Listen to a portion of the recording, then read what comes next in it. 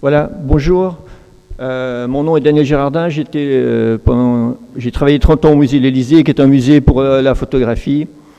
Et dans le cadre des nombreuses recherches et des nombreuses expositions que nous avons pu mener, il y avait un fonds d'un photographe qui était un photographe amateur, mais très bien formé, qui s'appelait Pierre Gillard. Pierre Gillard était suisse, et Pierre Gillard a eu un destin très particulier parce qu'il a travaillé 13 ans à la cour de Russie comme précepteur des enfants Romanov.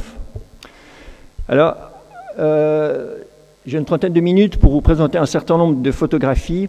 Chaque photographie permet de parler du contexte politique, du contexte historique ou du contexte artistique de la Russie du tournant du siècle. Ici, on a la première photographie que je vous montre, elle est emblématique parce que c'est une photographie qui a été prise par le tsar Nicolas II lui-même. On voit ici Gillard, je vous expliquerai les circonstances dans lesquelles Gillard a circulé en Russie avec le tsarevitch. On voit ici le tsarevitch, une ombre assez abstraite en fait, et on voit Gillard derrière, Pierre Gillard avec son chapeau, et c'est en Crimée, dans Montjaïla. Ça, c'est une photographie qui était prise juste avant la guerre. Les circonstances sur lesquelles je vais revenir, c'était intéressant parce que c'est une photographie, je suppose, qui est prise par le tsar, parce qu'il y avait le tsar, Gillard, le tsarevitch, et puis quelques gardes du corps. Alors, Gillard est suisse, et pourquoi est-ce que les Suisses vont travailler en Russie ? D'abord, la Russie est un pays qui emploie énormément de Suisses. Il y a à peu près 60 000 Suisses qui travaillent à la fin du siècle en Russie, principalement comme précepteurs. Beaucoup de précepteurs suisses ont été engagés par l'aristocratie russe.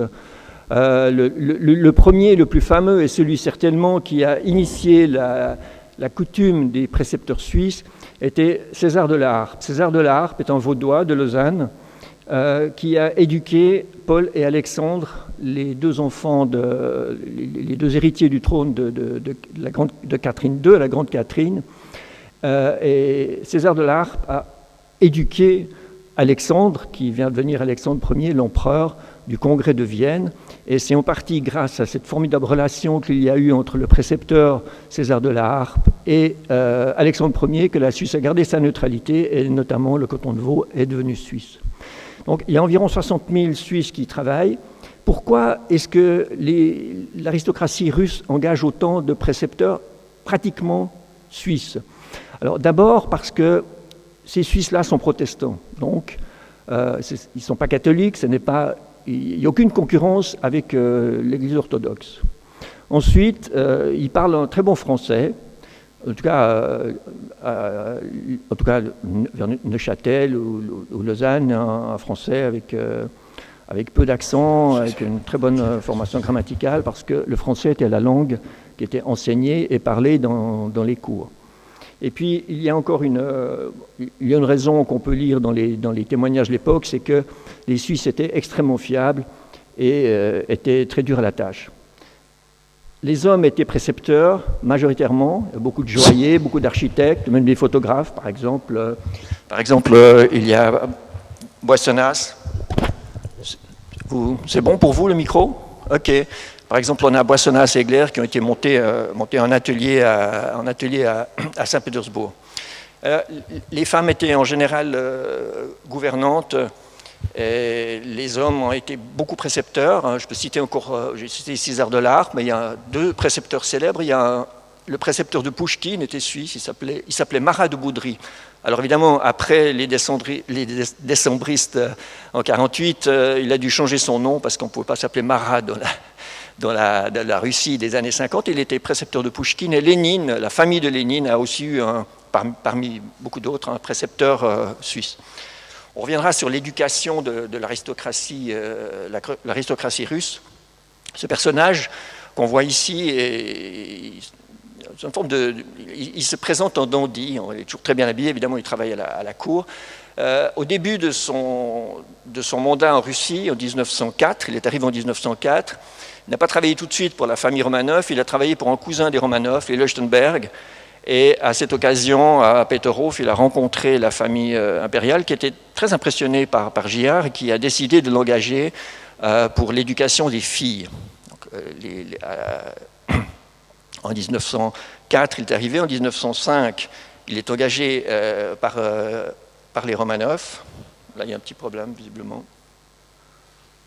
Je continue, et puis on va voir. En 1905, il est engagé par les Romanov, d'abord pour Olga, ensuite pour Tatiana, ensuite après pour Anastasia et Maria. Donc il a eu la charge de l'éducation des filles. Le Tsarévitch, qui est né en 1904, est encore très jeune, et il va être responsable entièrement de l'éducation du Tsarévitch à partir de 1912, dans des conditions assez particulières sur lesquelles on pourra revenir. Donc, au début de sa carrière, Gilliard photographie très peu la famille parce qu'il n'a pas encore une assez grande intimité, mais il photographie beaucoup les intérieurs dans tous les palais dans lesquels ils vont être. Et il y a un certain nombre de lieux, on va voir là sur les photographies. Alors, il y a Tsarskoye Selo, qui est l'endroit dans lequel la famille réside principalement. Il y a au sud de Saint-Pétersbourg, il y a le Peterhof, qui est un ensemble extraordinaire dans lequel la famille séjournait, je crois, au mois de mai. Ensuite, la famille est allée en Crimée, à Livadia. Le tsar Nicolas II a fait construire un palais qu'on peut visiter encore aujourd'hui. Et puis, une partie de l'été se passait sur le bateau de la famille qui s'appelle le Standard. On verra quelques photographies lorsqu'on aura établi la connexion. Alors, petit à petit, Gilliard devient très proche de cette famille. Une famille qui est assez particulière. Nicolas II, il avait une réputation, il a aujourd'hui une réputation de très mauvais politique, un très mauvais militaire. Par contre, c'était un bon père de famille, ce qui fait qu'il passait beaucoup de temps avec ses enfants. Et c'est assez étonnant quand on lit, Gilliard a beaucoup écrit sur la famille et sur son séjour en Russie. Ce qui est vraiment très étonnant, c'est l'emploi du temps d'un tsar. Aujourd'hui, vous imaginez un président de n'importe quelle république qui travaille jusqu'à minuit, il prend 2 jours de vacances. En tout cas, c'est ce qu'on constate. Mais à l'époque, le tsar, il passait 2 heures par jour dans son bureau, il avait des ministres, c'est un autocrate. Il faut bien comprendre cette question. Moi, ce qui m'a intéressé dans ce travail de photographie et aussi de vie et de destin de Gilliard, il y a une question qui est une question politique très importante, très intéressante. Et on verra dans les photographies, c'est très flagrant, comment un démocrate, donc Gilliard est un vrai démocrate suisse, il l'écrit, comment un démocrate peut-il aller éduquer les enfants de l'absolutisme le plus rigide qui existe. Et ça, il s'est beaucoup exprimé là-dessus, c'est très intéressant. Il arrive dans un pays, il parle russe, on ne sait pas très bien comment il l'a appris, il n'y a aucun témoignage, mais il arrive dans des familles d'aristocrates qui, contrairement à l'aristocratie anglaise ou danoise, n'envoient pas ses enfants à l'université, n'envoient pas ses enfants dans les écoles publiques à cause des idées libérales qui circulent. Donc Gilliard, comme les autres précepteurs, est chargé, lui, strictement de l'éducation de l'aristocratie. Et Gilliard, moi, ce qui m'a aussi beaucoup intéressé, c'est un type très honnête, très cultivé. C'est un type qui fait une critique, mais extraordinaire de l'absolutisme, formidable de l'incompétence de Nicolas II, il aimait beaucoup ces gens, mais il se rend compte petit à petit que le tsar, à partir de 1905, en 1905, le tsar accorde ou accepte d'ouvrir la Douma. La Douma, qui va, je crois qu'il y a eu deux sessions, mais comme il avait épousé une petite fille de Victoria, qui était Alexandra, il y avait un formidable espoir que le tsar accorde une monarchie constitutionnelle. Et en 1905, il y a une grande révolte, il y avait une pression énorme d'abord de la bourgeoisie industrielle qui prenait énormément de place, mais qui n'avait strictement aucun droit, de toute la communauté juive qui était victime de massacres, de pogroms et d'un antisémitisme qui a régné jusqu'à la fin de Nicolas II, avec ce qu'on appelait les sangs noirs, qui étaient des commandos de tueurs, carrément. Et puis, il y avait les partis politiques. Et parmi eux, il y avait 4 tendances. Il y a les anarchistes, très connus. Par exemple, en 1905, il y a eu 500 attentats à la bombe à Moscou, ce qui donne l'ampleur de la révolte. Et puis, il y avait 3 partis. Il y avait les bolcheviks, les mencheviks, et puis les socialistes révolutionnaires. Ça, c'était les 3 grands partis, si on veut, qui ont été en opposition à Nicolas II. Pardon ? Oui, bien sûr. Désolé pour ce... On décompte ça de ma conférence. Oui, pardon. Sur le problème avec les médias, Grazie. Che è successo? Non, j'ai vu.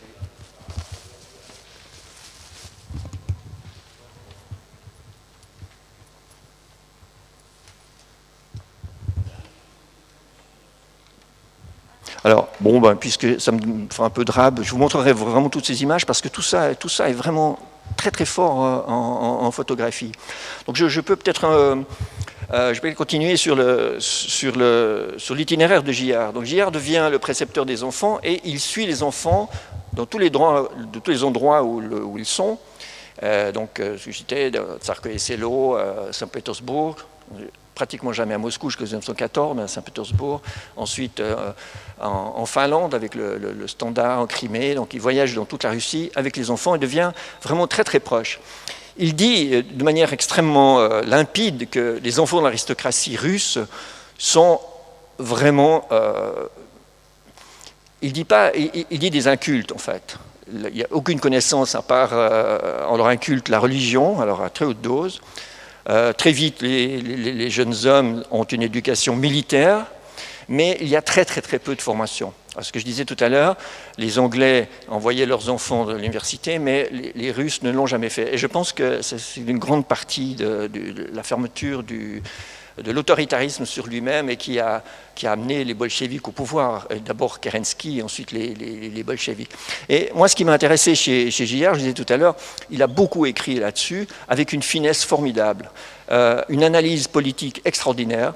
Étant donné qu'il était suisse et que les Suisses ne comprenaient pas toujours très bien ce qui se passait en Russie, notamment à partir de 1914, il envoyait des rapports au département des Affaires étrangères, pas comme espion, mais disons comme analyste en Russie, et il explique vraiment très très bien, et c'est un des rares que j'ai lu avec une finesse et un point de vue aussi pointu, il explique à la Révolution en 1917, il y a une première révolution en février, qui est la grande révolution qui amène Kerensky au pouvoir, et le prince Wolf, et il dit pourquoi les démocraties occidentales soutiennent les seigneurs de guerre contre le gouvernement Kerensky, et pourquoi est-ce qu'on ne soutient pas Kerensky. Et il explique qui sont les bolcheviks, qui sont les mencheviks, qui sont les socialistes révolutionnaires, vraiment comme dans un livre d'histoire. Il envoie tout ça au département des Affaires étrangères. Moi, j'ai pu lire, tout ça est déclassé aujourd'hui, et vraiment, ces analyses sont vraiment extrêmement bonnes. Et il analyse aussi la situation militaire. Vous verrez à travers les images quand on... Un instant.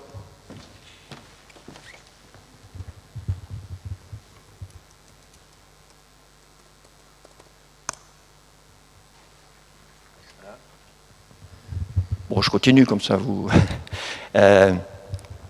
Et donc, il envoie une analyse extrêmement intéressante. Alors moi, je suis arrivé, en fait, comment je suis arrivé à tout cela, c'est qu'un jour, en 91 ou 92, enfin 80, vous ajoutez ce qu'il faut, 11, 12, 92, j'ai un stagiaire qui travaille avec moi, et puis qui avait travaillé à l'université.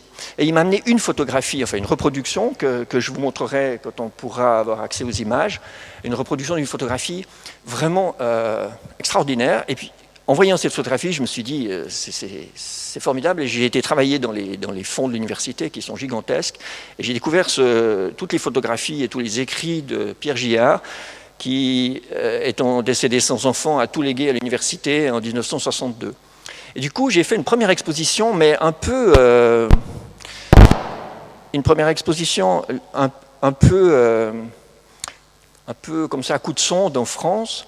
Il y a eu 17 000 personnes qui sont venues visiter cette exposition. Et du coup, je me suis dit, là, il y a quelque chose d'incroyable. C'était à Annecy, en plus. Donc, j'ai arrêté l'exposition. J'ai travaillé quelques années avant la recherche. J'ai été chercher tous les écrits, tout ce qu'on a pu trouver sur Pierre Gillard. Et j'ai découvert ce personnage dont je vais vous parler, mais vous verrez, en une demi-heure, vous serez peut-être frustrés, parce qu'à travers les photographies, on a une part de l'histoire et on doit la contextualiser, bien sûr. Les photographies en tant que telles ne vous diront rien d'autre que de montrer un paysage ou un personnage. Mais quand vous connaissez le contexte et toute l'histoire avec les Romanov, avec toute la désinformation, la contre-information, la mauvaise ou l'information qu'il y a, et le mythe des Romanov, les Romanov ont été complètement oubliés parce que le tsar était haï par toute l'aristocratie, c'est lui qui a perdu le pouvoir. Mais Gillard a vécu une autre épreuve très dure, c'est les procès de la fausse Anastasia. Parce que, étant donné qu'il a éduqué Anastasia, évidemment, il a été immédiatement appelé au chevet de la fausse Anastasia en Allemagne. Et puis, lui, il a tout de suite dit, mais écoutez, c'était une enfant qui, je n'arrivais pas à lui faire apprendre 10 mots, elle parle l'allemand parfaitement, etc. Et il a dit, ce n'est pas elle, ça c'est clair. Il a écrit un livre en 1929 qui s'appelle « Sur la fausse Anastasia ». Et il était témoin de tous les procès jusqu'en les années 50, la fausse Anastasia. Et il y avait une telle volonté en Occident de reconnaître Anastasia comme l'héritière des Romanov que c'est un personnage qui est devenu haï et odieux publiquement. Et c'est quelque chose de laquelle il s'est beaucoup exprimé à la fin de sa vie, et c'est quelque chose qui l'a énormément pesé, c'est les procès de la fausse Anastasia.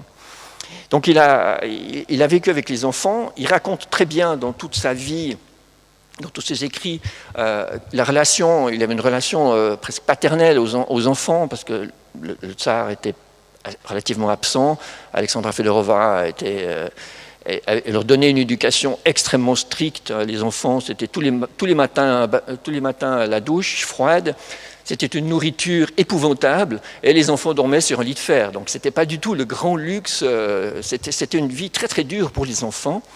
Et il a passé beaucoup de temps avec eux. Tu peux me faire le... Mais c'est pas celle-ci, hein. C'est pas celle-ci. Hein. Excusez-moi, il me faut la courte. Ça c'est une version longue. Je vais épuiser le public avec ma version longue. Bon, non, laisse, j'irai très vite. Voilà, laisse, c'est bon. Maintenant qu'on a les images, on va aller. Vous verrez, c'est plus intéressant en images. Tout ce que je vous raconte là, en fait, c'est le contexte qu'on peut tirer et qu'on voit et qu'on peut tirer des images. Fais le grand écran. Alors, comme j'avais une demi-heure aujourd'hui, moi j'avais mis beaucoup moins d'images, donc je vais passer plus vite.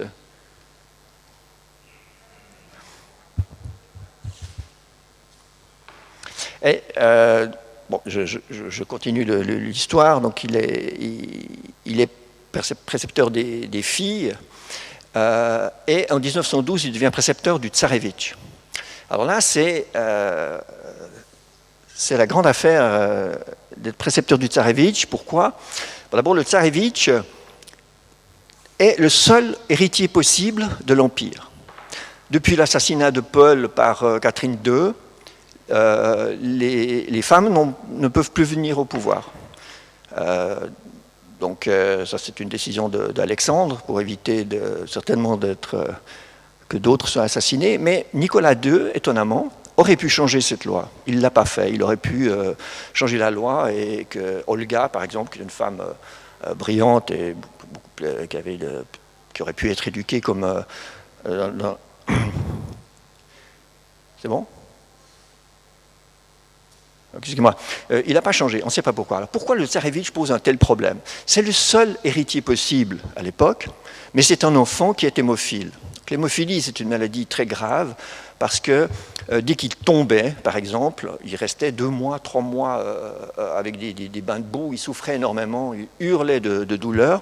Donc cet enfant a été d'une part extrêmement protégé à cause de l'hémophilie, et d'autre part, il faut savoir qu'en Russie, le tsar et toute sa famille, à l'époque, sont des saints. Je veux dire, on s'agenouille devant un enfant de 6 ans. Quand il dit j'ai soif, on lui amène une citerne, et quand il dit je veux du sucre, on lui amène des kilos de sucre. J'exagère un peu, mais c'est à peu près ça. Et Gillard a beaucoup écrit là-dessus, des choses formidables.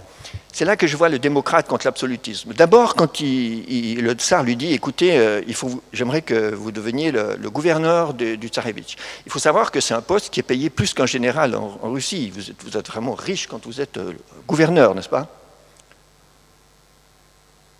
Ben voilà, je parlais de la maladie. Donc il devient en 1912 le gouverneur, mais il pose ses conditions.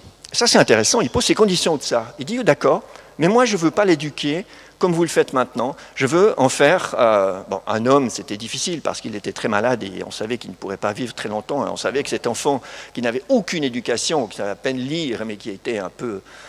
vraiment, qui n'avait aucune envergure intellectuelle, on savait que cet enfant ne serait jamais au pouvoir. Et ça a certainement beaucoup joué psychologiquement dans la vie des Romanov et dans la fin des Romanov. Et tu peux me le mettre au début ? S'il te plaît, au tout début, puis comme ça je vais passer très vite avec le... Voilà, comme ça je vais passer très vite, si vous êtes d'accord, toutes les frustrations que vous avez pu avoir. Je vais vite pendant qu'il y a des images. Je peux tourner ? Il n'est pas branché. Alors ? Ok, je te dis. Ok. Alors voilà, c'est la cathédrale du sang versé à Saint-Pétersbourg. Je l'ai montré pour montrer que le protocole qu'il utilise pour la photographie. Il a un 6-6, donc les négatifs sont des négatifs 6-6. Il a un protocole très frontal. Vous verrez, pratiquement toutes les images sont frontales, qui sont prises à la hauteur du ventre, et il a un très très bon sens des perspectives. C'est quelqu'un de très cultivé du point de vue de l'image. On sait qu'à un moment donné, il a pensé devenir photographe. On peut y aller, tourner.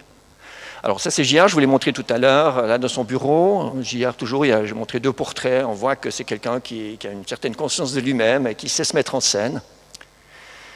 Bon, on peut passer, c'est la carte de Russie, je l'explique. Voilà, ça c'est Ali Vadia. On voit, il enseignait le français, les mathématiques, et la géographie, l'histoire aux enfants. Ça c'est Livadia. Ah stop, c'était Livadia, c'était Olga et je pense Anastasia, je ne suis pas sûr. Il travaillait tous les matins avec les enfants et l'après-midi, il faisait des jeux éducatifs ou des promenades où on allait voir le jardin botanique dans le parc de Tsarskoye-Selo. Toute la famille, quand elle vivait à Tsarskoye-Selo, vivait dans un lieu fermé de 40 hectares. Le tsar avait fait à Tsarskoye-Selo une petite Russie. Toutes les essences botaniques russes existantes étaient plantées à Tsarskoye-Selo. Et puis, il y avait un zoo gigantesque. On pouvait avoir une vie totalement hors de la vie civile. C'est bon, tu me laisses cette image ? Peut-être la comment ? Ah. Alors dès qu'il y en a une, je me dépêche de vous la commenter. Pourquoi elle part ? Alors, on voit ici Giard, en 1906. C'est Peterhof. Alors, il fait du char à voile. Il adorait ça. Et il est là avec une princesse du Monténégro qui s'appelle Milica, qui était une femme extrêmement belle, qui a eu beaucoup d'histoires avec un certain nombre d'aristocrates russes, et que Alexandra Fedorova, l'impératrice, a pris en grippe d'une manière très très grande parce que le grand-oncle de Nicolas II divorce, épouse cette femme, et du coup il était commandant de l'armée, pour vous dire, pendant la guerre, c'était le commandant le plus expérimenté, et Alexandra Fedorova, qui avait un pouvoir immense sur Nicolas II, a exigé qu'il soit destitué parce que c'était un divorcé. Elle avait fait la même chose avec De Witt, qui était le meilleur ministre de l'économie qui a eu en Russie depuis une 50aine d'années. Eh bien, comme il a épousé une juive, Alexandra Fedorova a exigé qu'il soit démissionné. Il y a eu Stolypine qui s'est fait assassiner. Donc il est ici avec Milica de Monténégro qui joue un rôle important là-dedans parce qu'elle est très attirée par le spiritisme, l'ésotérisme, et c'est elle qui va amener Raspoutine dans la cour de Russie, parce que le tsarévitch souffrant, Raspoutine, était censé était censé le délivrer, ou en tout cas alléger un certain nombre de ses souffrances. Je pourrais revenir là-dessus. Stop, ouais, tu peux rester là. On a vu vous aviez vu tu peux revenir aux 4 filles là. Ce sont les 4 filles du tsar, ici en Pologne. Toutes les photographies officielles en Russie ne montrent que les filles du tsar, et jamais le tsarevitch, pour les raisons que je vous indiquais. On ne le sort jamais, on ne le montre jamais. On sait très bien qu'il ne sera jamais tsar. Et en même temps, évidemment, ça pose un problème politique immense, mais ça pose aussi un problème sentimental, familial, des parents aux enfants. Alors ici, on est en Pologne, qui appartient à la Russie. En 1914, on a les 4 filles. On voit que ce sont des filles très vivantes. Elles sont très joyeuses. Elles ont de l'humour. Gérard les aime beaucoup et fait de très belles descriptions. Là, on est sur le bateau qui s'appelle le Standard, dont je vous parlais tout à l'heure.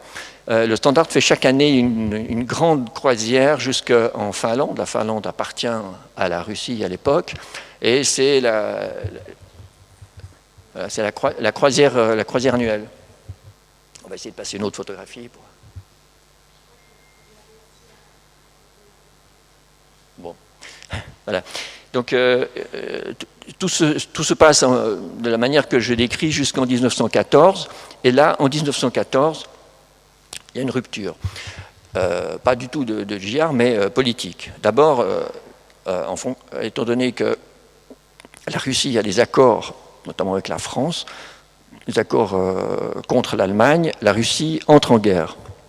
Alors, qu'est-ce qui se passe quand un pays entre en guerre? Il y a un nationalisme fou, en tout cas les premiers mois, et le tsar redevient très populaire. Il devient vraiment très populaire. Si j'avais les images, je pourrais vous montrer, il y a des véritables processions. Quand le train impérial traverse la Russie, il y a des milliers, des dizaines de milliers de personnes au bord du train pour vénérer le tsar. Et merci. Bon, je prends au vol les images. Cette photographie-là, c'est le grand amour de Gillard. Elle s'appelait Anna Teglieva. Elle travaillait au service des Romanov. Mais ils ont dû avoir leur amour secret jusqu'à la Révolution, parce que si vous êtes marié à la cour de Russie, vous ne pouvez plus travailler pour le tsar. Donc, on voit bien la photographie, il la met en scène, c'est une très belle photographie. Et il épouse Anna Teglieva en 1921 à l'église de Fier, qui est la ferme familiale des Gillard. Alors je passe plus vite, je vais parler d'Alexis Nikolaevitch. Je vous ai expliqué donc, sa maladie, le fait qu'il posait un problème gigantesque vis-à-vis du pouvoir, puisque on savait lucidement qu'il ne pourrait jamais régner, c'est impossible. En plus, c'est un enfant qui avait peu d'intelligence, peu de connaissances. On le voit ici à Livadia, je parlais du père Livadia en Crimée. On le voit en grand uniforme avec son chien, Joy. Vous voyez, c'est une très belle photographie, si vous remarquez. Je n'ai pas pu m'arrêter longuement parce qu'on n'en a pas beaucoup vu, mais Gillard a un protocole de photographie qui est vraiment systématique et qui donne beaucoup de corps à son travail photographique. On le voit ici, si vous voulez, il joue au sable sur une très belle table, et c'est son chien qui s'appelle Joy et qui va être tué lors de l'assassinat avec lui aussi. Je parlais de Tsarskoye-Selo, car Tsarskoye-Selo, c'est le jardin botanique, c'est 40 hectares du domaine du tsar, avec des lacs artificiels, et là, Gillard se promène en barque avec le tsarevitch. Je parlais de la maladie du tsarevitch. On a ici une photographie avec le docteur Botkin. On voit le tsarevitch avec de la boue. C'est-à-dire que si le tsarevitch tombe ou se tape un genou, il a des hématomes gigantesques qui font énormément souffrir. Cet enfant criait pendant des jours entiers, des mois entiers, et ça, disons des jours entiers ou des semaines entières. Et là, je vais faire une petite... j'ai fait des recherches là, sur Raspoutine, parce que Gillard détestait Raspoutine. Alors, il détestait Raspoutine d'abord parce qu'il a d'abord assisté à quelques viols dont Raspoutine avait coutume avec des servantes dans le palais, et elles étaient immédiatement renvoyées chez elles par l'impératrice. Et puis, Gillard, c'est un protestant rationnel, il ne croit pas du tout aux miracles et encore moins à ceux de Raspoutine. Et il raconte dans ses écrits que lorsque le tsarevitch souffrait, Alexandra Fedorova téléphonait, il y avait quelques lignes, en tout cas depuis Tsarskoye-Selo, elle téléphonait et chaque fois, Raspoutine disait « cessez tous les médicaments ». Puis j'ai regardé dans les écrits de Gillard, et ce qu'on donnait au tsarevitch, c'était de l'aspirine. Et si on donne de l'aspirine qui fluidifie le sang à un hémophile, eh bien, il souffre encore plus. C'est épouvantable. J'ai demandé à un professeur à Lausanne, il m'a dit, mais ça doit être atroce qu'on vous donne de l'aspirine quand vous avez été hémophile. Donc du fait qu'on arrête l'aspirine, l'état s'améliore immédiatement. Et ça, c'est certainement aussi une des explications, en tout cas possible, au fait que chaque fois que Raspoutine intervenait, il y avait une amélioration dans l'état. Mais une amélioration légère, on le voit ici souffrir, on voit Alexandra Fedorova, le docteur Botkin. Il avait 2 gardes du corps, Nagorny et Deverenko. L'un est mort à Ekaterinbourg de Nagorny, et Deverenko était considéré comme un traître parce qu'il a passé du côté des bolcheviks. Là, je parlais de l'éducation. Ce que veut faire Gillard, je reviens là au contrat qu'il a en 1912, il dit au tsar, il l'écrit, il a un contrat que j'ai vu, il dit « Je suis d'accord de devenir le gouverneur du tsarevitch à une condition, c'est que plus personne ne s'agenouille devant lui ». Donc là, on voit le démocrate, et que moi, je puisse l'emmener dans les villes, dans les bistrots, dans les restaurants, qu'il voit des gens, que j'amène des enfants pour jouer avec lui, parce que cet enfant-là, il connaît rien, il n'a jamais vu d'autres enfants. Donc le tsar est d'accord. D'où la première image que vous avez vue tout au début, où on voit le tsar avec Gillard et le tsarevitch. Ici, il pêche devant Peterhof. Et là, par exemple, ça c'est une image très triste en fait, parce que le tsarevitch, les 4 filles montaient d'une manière merveilleuse à cheval. Le tsar est un excellent cavalier, il galopait botte à botte des heures entières. Et le tsarevitch, il était sur un poney, un vieux poney, on faisait très attention qu'il ne tombe pas. Donc on voit là vraiment le fossé qu'il y a dans la famille. Bon, je passe un peu plus vite là. J'ai pris cette image. Donc, Gillard amène des enfants d'officiers pour que le tsarevitch puisse faire connaissance avec d'autres enfants et jouer, apprendre à jouer en fait. Et là, il y a une chose très particulière qui se trouve sur beaucoup de photographies de Gillard. On voit son ombre. Et on peut bien penser que ce n'est pas involontaire, parce qu'il y a beaucoup d'images comme ça où on voit son ombre. Donc on peut penser que c'est une forme d'autoportrait que les photographes ont beaucoup pratiqué. Voilà. La photographie dont je vous parlais tout à l'heure. Un jour, un stagiaire qui était chez moi m'amène une copie de cette photographie. Et il me dit, vous devriez regarder, c'est incroyable, regardez la tête de ces gens. Je fais des recherches et il se trouve que c'est la voiture que Gillard utilisait pour aller avec le tsarevitch lui montrer la vie, la vraie vie. Et puis, ils sont avec et c'est le tsarevitch. Et dans la rue, il y a des moudjiks au bord de la route. Gillard arrête la voiture et il fait monter les moudjiks. Il y avait toujours une garde à cheval qui arrivait derrière, mais Gillard adorait conduire très vite pour les sommer, enfin c'est toute une histoire. Et donc les moudjiks rentrent dans cette voiture sans savoir que c'est la voiture du tsar et que c'est le tsarevitch. À un moment donné, ils crèvent.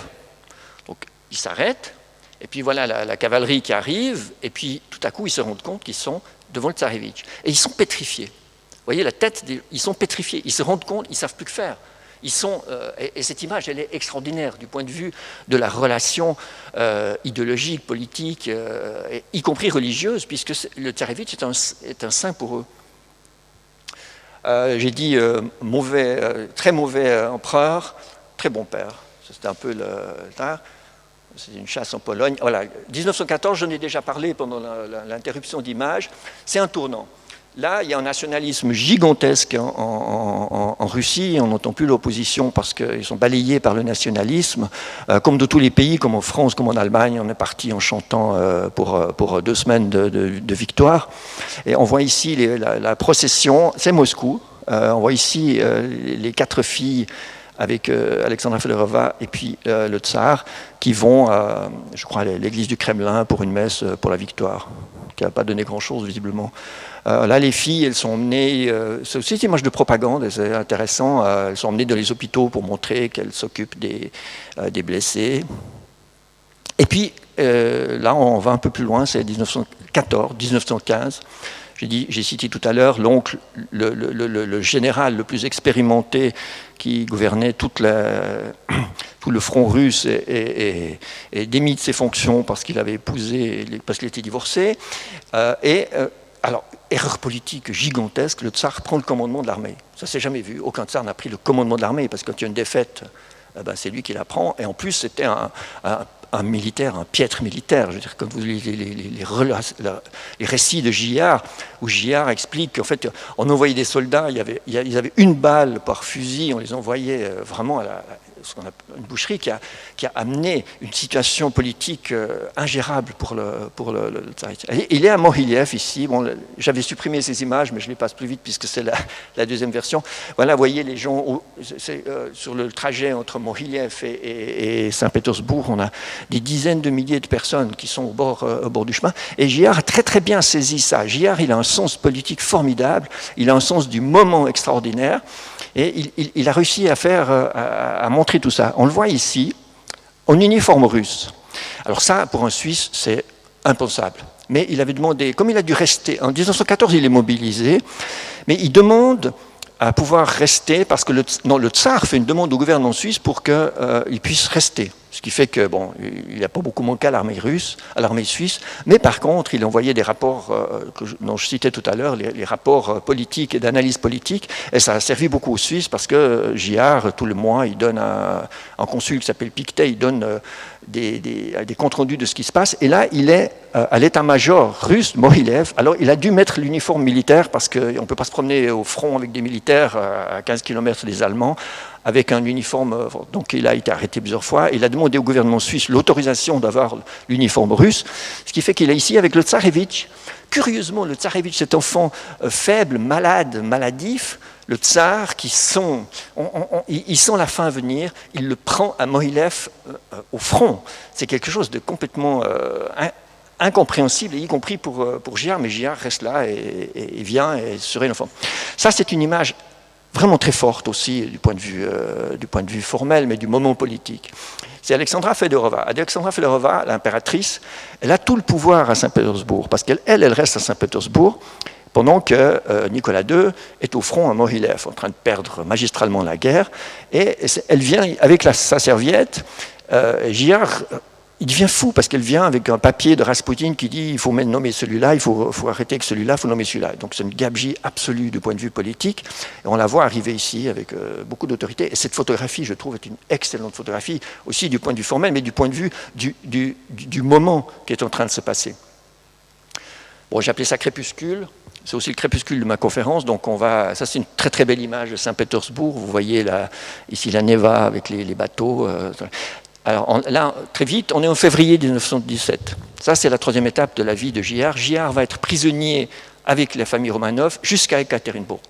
Comme il était suisse, il sera épargné, mais il a été jusqu'au bout et il a photographié des photographies extraordinaires, j'en montre quelques-unes, hallucinantes, de l'emprisonnement des Romanov. Ici, c'est en février. Regardez les soldats autour. Les soldats autour, ils ne sont pas armés, pas beaux, en tout cas pas. Et puis, regardez, ils les regardent d'une manière... ils n'ont jamais vu le tsar, ils n'ont jamais approché Tsarskoye-Selo. Il y a dans les regards des photographies quelque chose d'extraordinaire. C'est le premier moment, c'est le gouvernement Kerensky. Là, la famille est à Tsarskoye-Selo, absolument persuadée que dans 3 mois, on va les envoyer en Angleterre, parce que Kerensky fait des démarches pour qu'ils partent en Angleterre chez le cousin Georges. Le cousin Georges ne veut surtout pas de cet imbécile de Nicolas II qui est en train de perdre la guerre, qui a une réputation épouvantable dans toute l'Europe. Il refuse que les Romanov s'exilent en Angleterre. Premier échec. Ensuite, comme il y a par la mère de Nicolas II, ils ont une connexion, ils sont famille du Danemark, ils demandent au Danemark, le Danemark refuse. Donc la situation commence à s'enliser. Là, on est en mai, dans le parc de Tsarskoye-Selo, et on voit Gillard au milieu, si vous le voyez, juste avec sa pelle, avec son canot, et puis le tsar à droite. Je ne sais pas si on peut... Comment ça marche ce truc-là? Voilà, vous voyez, le tsar est ici. Gillard est ici, et on voit les filles ici qui travaillent. Donc tous les enfants, tout le monde travaille pour passer l'hiver éventuellement, c'est-à-dire on plante des patates, des choux, tout ce que tout Russe fait en prévision de la guerre. Ici, ça c'est une photographie étonnante et emblématique. On croit qu'ils vont être exécutés parce que c'est comme ça qu'on voit. Or, c'est simplement une maladie. Ils ont la rougeole, on rase la tête, je sais pas si c'est des poux ou quelque chose. Et Gillard s'amuse à faire cette photographie. Et évidemment, elle va prendre une signification complètement différente après l'exécution de tous ces enfants.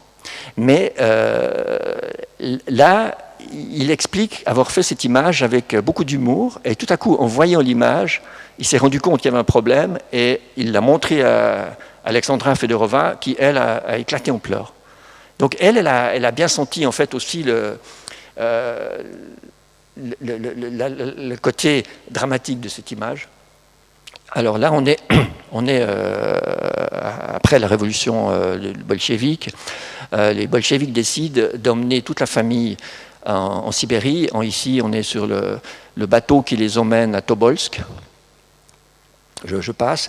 Et puis, ça, c'est une chose que j'ai découverte grâce à Serge. Elle est dans l'exposition.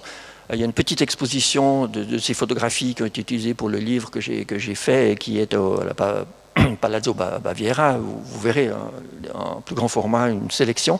Et ce manifeste est extraordinaire. Là, la partie russe est traduite en français derrière parce qu'elle est diffusée dans les milieux révolutionnaires aux socialistes.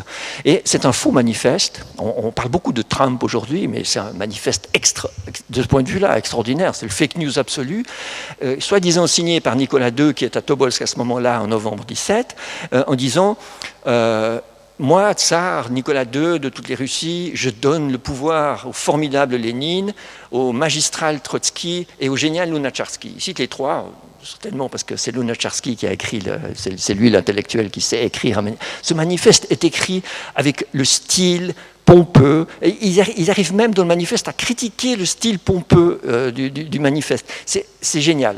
Mais en même temps, c'est génial, mais dramatique. Et c'est la propagande qui se répand dans toute l'Europe en disant, en fait, le tsar, il a abdiqué, il avait abdiqué en février, et non seulement il a abdiqué, mais il donne son blanc-seing à la révolution bolchevique. C'est quelque chose pour écrire un livre là-dessus. Ici, on a d'abord, je vais passer un peu vite, on est à Tobolsk, c'est la maison dans laquelle ils sont prisonniers. On voit très bien ici la barrière, ça c'est l'endroit de la promenade, et puis on voit les soldats ici, beaucoup de soldats, et là les conditions d'après Gillard deviennent très très dures parce que ce sont des jeunes bolcheviks qui sont là, et ce ne sont plus les vieux soldats qu'on a vus tout à l'heure à Tsarskoye Selo, et la situation devient très très dure pour la famille. Voilà, je vais plus loin, ça c'est à Ekaterinbourg plus tard, la maison de Batiev. Alors, qu'est-ce qui se passe à Ekaterinbourg, qu'est-ce qui se passe à Tobolsk? En 2 mots, très, très, très vite.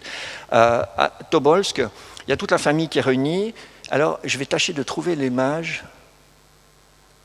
J'avais une image qui est la dernière image. J'ai passé peut-être... elle n'est peut-être pas là.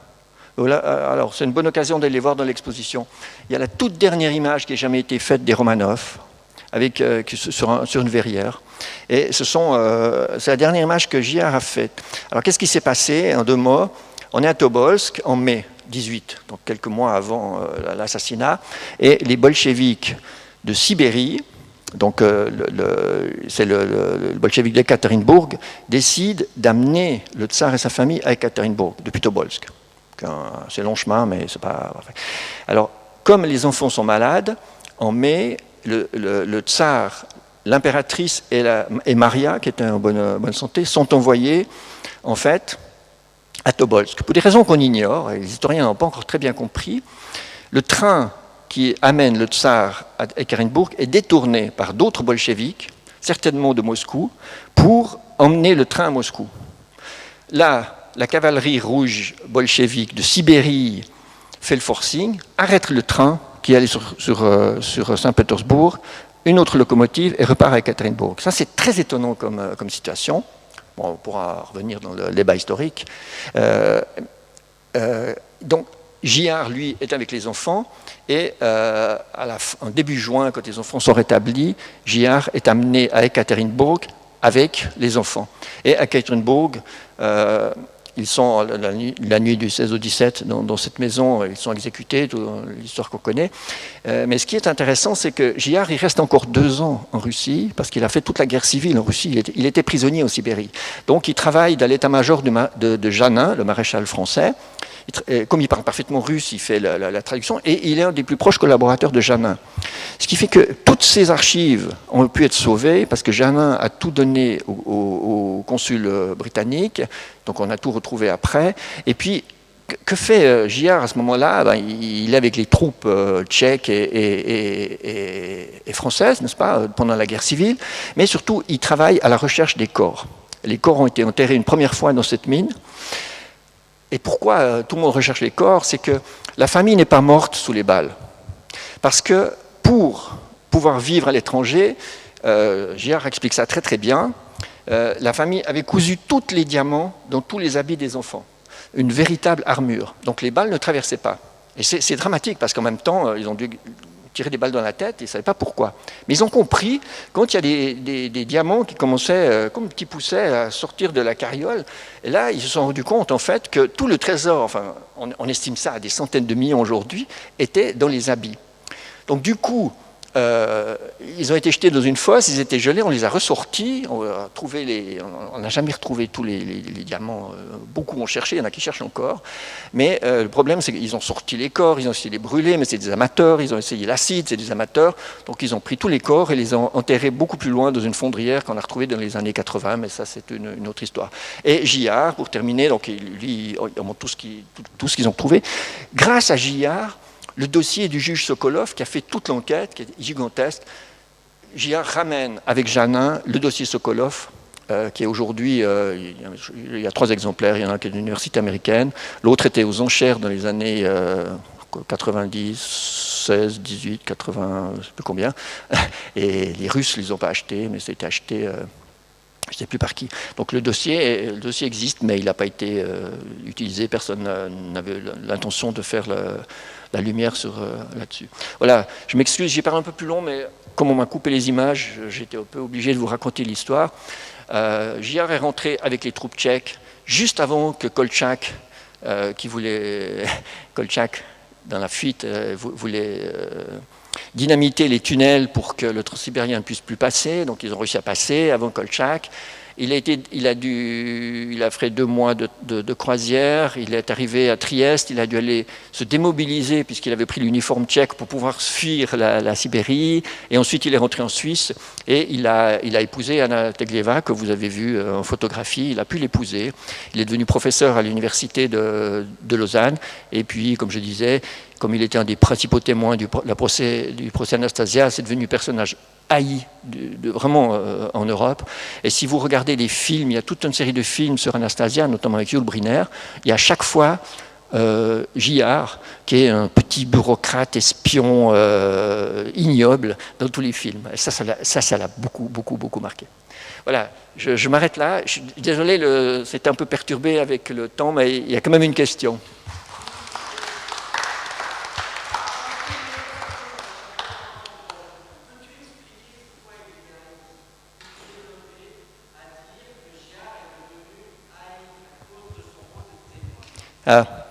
Pourquoi il était haï?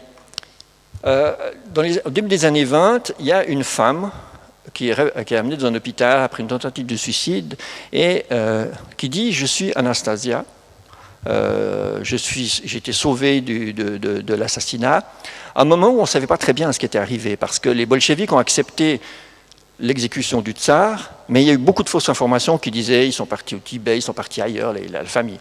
Donc l'information n'était pas très claire, et c'est Anastasia, qui était en fait une Polonaise, on l'a prouvé aussi par l'ADN, cette femme qui est de son lit d'hôpital, a lu un journal, genre, je ne sais pas, Life, je ne sais pas quel journal, où il y avait des photographies de Gillard, parce qu'il avait écrit un livre en 21 sur ses expériences, il y avait quelques photographies, et curieusement, elle a utilisé toutes les photographies de Gillard, donc une grande partie de ces photographies qui sont dans son livre, pour se raconter une histoire pour dire, bah oui, j'ai vécu là, j'étais à Livadia, mais oui, etc. Et puis, c'est très intéressant parce qu'on appelle Gillard tout de suite, il a éduqué ses enfants, il les voyait tous les jours, il s'en occupait, et Gillard arrive, et puis elle lui parle qu'en allemand déjà, elle ne savait pratiquement pas le russe, et puis elle ressemblait pas du tout. Il l'avait vu des dizaines d'années, et puis lui, il a tout de suite dit, mais c'est pas Anastasia. Mais il y avait encore une certaine fortune russe importante, donc du tsar, en Angleterre, au Danemark, on ne sait pas encore où, et évidemment, certains voulaient mettre la main sur la fortune, parce que l'héritière unique aurait pu mettre la main sur la fortune, d'où les procès. Les procès ont été en reconnaissance, si vous voulez, de Anastasia. Et lui a été assez radical, il a expliqué en quoi c'était impossible qu'elle soit Anastasia. Et du coup, il y avait une volonté telle en Europe et aux États-Unis, parce qu'elle a fait des tournées aux États-Unis, qu'elle existe et qu'elle soit Anastasia, que son témoignage a été écarté et on a dit mais ce type-là... Donc du coup, il était haï parce que... le mythe et le rêve. Oui, quelque part, il détruit ce rêve d'avoir cette Anastasia qui aurait été une histoire extraordinaire. Voilà. Merci.